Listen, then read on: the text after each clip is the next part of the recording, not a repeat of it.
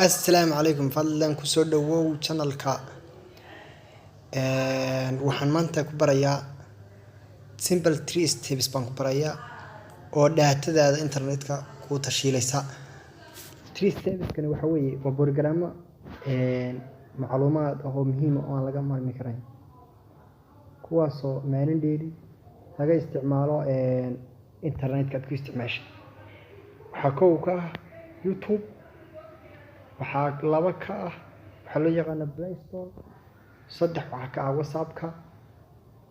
maalintii waxay ka isticmaalaan daatooyin aad u fara badan number 1 waxa YouTube iska jooji YouTube-ka qaab yareena lacagta uu isticmaalayo maalintii ee daatadaada haye aad YouTube-ka soo furanaysaa marka YouTube sida ugu soo baxo waxa tagaysaa halka ay qoran tahay dalkii ka tagaysaa geeska sida marka ugu soo baxo waxa tagaysaa settings ba tagaysaa settings marka soo tagtid general ba tagaysaa ama meesha ugu sareysa sida marka soo furtid halkaas xidhaysaa limit mobile data usage hadalisa HD videoyadu kugu soo furmin ilaa aad wifi ka helaysid wifi inta ka helaysid saas baad iska oranaysaa haye waxaad samaynaysaa saasaad u furanaysaa aniga hadda way furantahay qodobka labaad sidee baan u eegi karayaa waan isaga joojin karayaa ama lacagtiisa u yareyn karayaa waxa loo yaqaan Play Store wuxuu sameeyaa update buu sameeyaa maalinteedii update kaasoo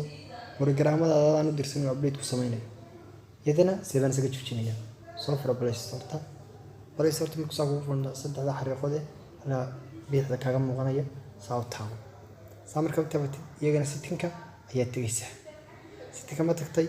waxaad hubinaysaa automatic halka aad tagaysaa automatic update apps kadib saanta taabto waxaanaysaa halka ay saaran tahay don't update automatic update aniga waxba adeeray update garanayga jooji qodobka saddexaad sidee baad u samaynaysaa waxa la yiraahdo inaad mobilkaaga ama WhatsApp-kiisa lacagta isticmaalayaan marka gruuba lagu soo darayaa fiidiyoya isku dagaya qodobada aan dirsanay isku dagaya waxba istaag isku dagaya waxa dhan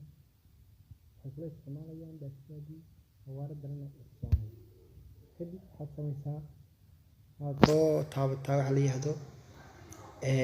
WhatsApp-kiisa WhatsApp markuu kugu soo furmo meesha ay saddex dhibcood ay ku qoran tahay ayaa taabanaysaa marka tahaysana setting ay tagaysaa inta marka tagtid waxaad samaynaysaa halka ay ku qoran tahay storage and data ayaa taabanaysaa waxaad joojinaysaa halka ay ku qoran tahay when the user data ayaa joojinaysaa marka tigta ku saaran tahay ay ka dhigan tahay inay waxa soo dhan si automatic ay kugu furmayaan marka sidoo inta tigta ka qaadi waa photos-kii waa sawirradii awliyaan si dhageysigii fiidiyoyadii dhigmatiyadii waxyaalo kale macluumaadka dhigmatigaha marka waad ka xidhaysaa saddexdaas iska xidhan waxaad kale oo xidhaysaa at least inaad yareysid data for the call markaad hawaacisid aad iyo aad baad mahadsantihiin